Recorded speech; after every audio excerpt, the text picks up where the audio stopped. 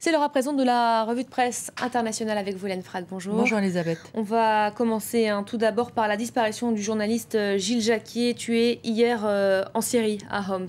C'est une disparition sur laquelle revient le quotidien libanais L'Orient le Jour dans son édito Mourir à Homs, où Gilles Jacquier n'avait ni ami ou ennemi, mais dans un conflit dont il venait simplement témoigner. L'Orient le Jour qui écrit que Jacquier est mort, mais que c'est bien l'esprit français tel qu'on l'idéalise qui a triomphé à Homs, avec un souci de justice, un sens de la nuance, une saine indignation.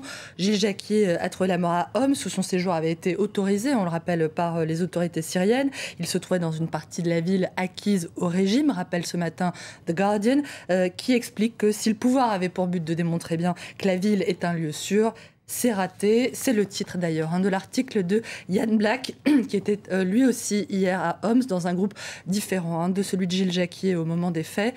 Le journaliste du Guardian qui rappelle que 8 Syriens ont également été tués dans l'attaque qui a coûté la vie aux reporters français et que d'après l'ONU, ce sont près de 5000 Syriens qui ont été tués dans le pays depuis le début de la répression. On va passer maintenant à l'Iran où un responsable nucléaire iranien a été tué hier dans l'explosion de sa voiture. Cela s'est passé tout près de la faculté de Téhéran. Ce matin, les Iraniens accusent Israël et les États-Unis d'être derrière cet attentat. C'est à voir dans The Tehran Times qui raconte que l'Agence internationale à l'énergie atomique leur aurait fourni des informations nécessaires à la réalisation de cet assassinat.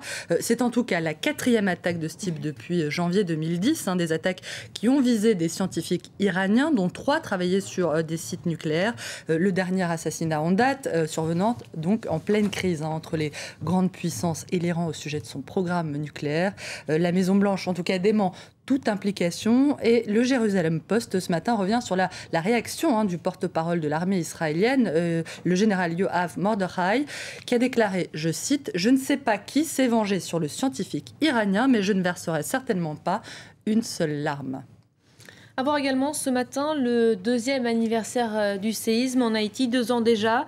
Le pays qui se relève lentement et difficilement de la catastrophe, Hélène. Et je vous propose, Elisabeth, de voir ce qu'écrit ce matin le site Haïti en marche sur ce sujet. Le site s'interroge 2 ans après qu'est devenue l'aide aux victimes du séisme. Le site qui propose, pour appuyer cette question, une simple photo. C'est pas une image de Port-au-Prince prise il y a 2 ans, c'était hier, la capitale où la reconstruction a pris énormément de retard. Une lenteur qui exaspère les Haïtiens, d'après The Miami Herald, qui raconte toutefois que les graines du progrès sont évidentes, mais qu'avec plus d'1,5 million de personnes toujours sans abri, il reste encore beaucoup à faire pour que les changements s'enracinent.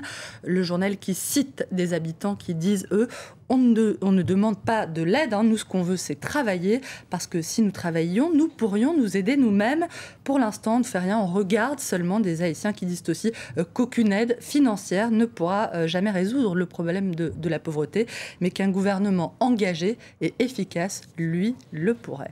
Un autre anniversaire également aujourd'hui, celui de l'ouverture du camp de détention de Guantanamo. C'était il y a 10 ans. La base cubaine, rappelle The Huffington Post, par laquelle sont passés 779 prisonniers de la guerre contre la terreur engagée par les États-Unis et où 171 personnes sont toujours emprisonnées. Le site qui rappelle également que la quasi-totalité de ces personnes ont été déférées non pas devant des juridictions de droit commun, mais devant des commissions militaires spéciales, ce qui est en totale violation du droit à un procès équitable qui est garanti par les normes internationales.